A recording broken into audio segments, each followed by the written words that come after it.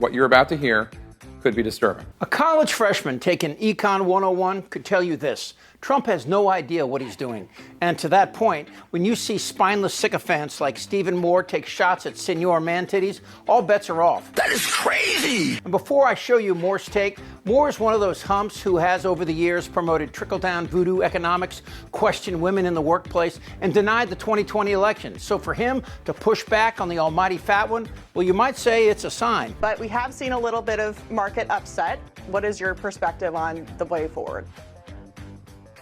Well, you used the word complicated, and that's exactly what it has been over the last week, Katie, where one day the tariffs are going to go up, and then there's going to be a delay in the tariffs, and then there's going to be a tariff on another country, and it's been up and down and up and down. And by the way, the stock market went up and down with these things. I think that the president's emphasis on tariffs right now is misguided.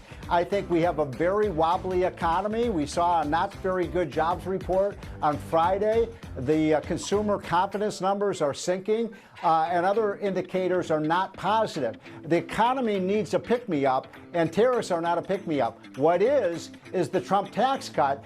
Congress has to get this passed as soon as possible by Memorial Day. That will provide the stimulus the economy needs. Yeah, because if they don't get the cut, it's going to be a tax hike. So there are lots of questions here, and only one reason, and we'll get to the reason in a few minutes. First, why is Trump attacking Canada, Mexico, and China with tariffs? Well, Trump will say if we put tariffs on products coming into the U.S. and those countries raise their prices, as they always do, well, that would be an opportunity for American companies to compete. But that supposes that American businesses have the capability to make those very same items at competitive prices. And that, of course, means they would have to create factories and hire workers on the hope that Trump won't drop the tariffs as he already has twice. The trade war and tariff whiplash, President Trump saying he's ready to impose a massive reciprocal tariff on Canadian dairy and lumber as early as tomorrow. Senior White House correspondent Selena Wang is in Washington with the latest on this. Good morning, Selena. Hey, good morning, Gio. And that trade whiplash isn't going away anytime soon. The president says more tariffs could come tomorrow. The president is threatening to impose steep tariffs on Canadian lumber and dairy products. He says it's in response to the high tax that Canada puts on American lumber and dairy to protect its own industries. But that tariff on lumber especially could cause real pain here in the U.S. I spoke to the owner of a lumber yard in Maryland who said those tariffs would hurt his sales since he'd have to pass on the cost to his customers by raising prices. The National Association of Home Builders says even a 25% tariff on Canadian lumber would increase the cost of building a new single-family home by up to $10,000. But this is just the latest twist after a week of on-again, then off-again tariffs. So Trump imposed tariffs on Mexico and Canada on Tuesday, only to pause most of those tariffs soon after. But now he's threatening them once again. Business owners I talked to tell me it's not just the tariffs that's hurting their operations, but it's also all of the uncertainty. Okay, does that make any sense? Trump originally said the tariffs on Mexico were because of border crossings. Then Trump pulled them when Mexico sent 10,000 troops to the border. But Mexico did the same thing last year when Biden was president. And Trump said the tariffs on Canada were to stop fentanyl from coming across the Canadian border. But only 1/10 of 1% of fentanyl in the U.S. comes from Canada.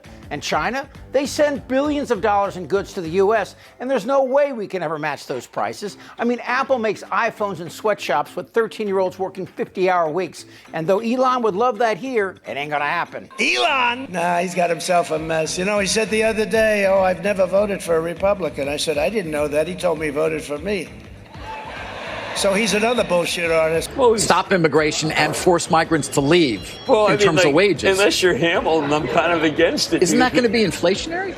Of course. Of course. Is it a one-time, though, and then smooth you sort of I don't know. I mean, when you see tariffs like that, obviously you think about 1929. The truth is this. All Trump had to do was come into office and cut taxes, and his base would think he's a rock star, despite the fact the cuts would favor corporations and not the middle class. But instead, Trump brought in this sociopath who was randomly cutting tens of thousands of jobs, threatening not only our economy, but our national security. So what's the deal? Elon! And even Fox News, who carries Trump's water as long as he's cutting taxes for the rich, seem perplexed at the reasons behind Trump's insanity. What's your take on this? Justin Trudeau is warning that these tariffs will raise prices for Americans and create inflation. What do you think?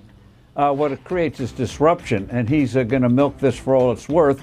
because what's happened in Canada is that his party is now leading in the polls against the Conservatives. But the thing is that the markets have to feel there's consistency, that the strategy is well thought out, that it's not on again, off again, 30 days, 10 days. And that's why you have the turmoil, is people don't know what's ahead. They need that certainty, and then they can make investment decisions. Do tariffs create inflation? Well, tariffs raise costs because it's sales tax. So by definition, who pays it? I'll leave that to economic theologians as to who pays what part of it. Why did Trump come in with these tariffs, and why won't he listen to smart people? You know where I'm going with this, right? You know, Mike, I know, and you do not politicize these things, but the Donald Trump thing in the market amazes me. When they're up, it's all because of him and looking forward to him. When they're down, it's all because the Democrats and how horrific they are.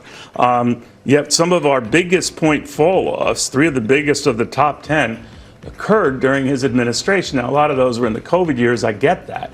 But, you either own the markets or you don't. It does confuse me, but thank you. Trump's reasons behind DOGE and the tariffs are simply personal. The entire Democratic Party and now every Western country in the world are saying it out loud. He's a colossal dick who cares only about himself. And this guy's personal life is a total disaster. And what we've seen is the people in the Republican Party, it's shrinking because he's pushing people out of the party.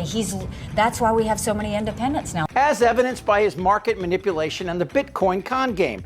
And that brings me back to Mexico and Canada. America is for Americans and Americans only. Trump never really got over the lie that he built the wall. He built 14 new miles of wall, 14. And Tiny Fingers was mocked relentlessly after he spiked a Republican border bill so he could claim Biden hadn't done a thing. And the roundup of illegals he promised, not only was it cruel and unconstitutional, but did you know this? Both Biden and Obama deported more in their first 6 weeks than the fat one has in the same amount of days. And Canada? It's all about Trudeau. Maybe it's because Melania calls Justin's name out while she sleeps. I mean, what the f*** is the 51st state thing all about anyway? For the record, if Canada wanted to become the next state, and they'd rather get a proctology exam from Edward Scissorhands, it would cost the U.S. billions to absorb Canada economic and internal issues. And China? Trump's bromance with Vlad and the China economic sanctions set the stage for a possible invasion of Taiwan and a third world war. Trump's professor at Wharton said Tiny Fingers was the dumbest goddamn student he ever had, and apparently he's only gone south from there. And while the economy teeters on the verge of wars and recessions, not to mention unconstitutional declarations, the Republican Party is beginning to see that this Trump is different, weirder, more sociopathic, you pick the phrase. But there is the stink of regret in the GOP, and it smells just like you thought it would. Disgusting. Bloated and fat and disgusting. Oh, I like that. Damn right. You're a nasty person. I'm as mad as hell. I don't want to talk about this stuff. Am I wrong? Yes. Tick-tock. You're in a lot of trouble, Donnie. I think he's crazy. I'm Chip Franklin.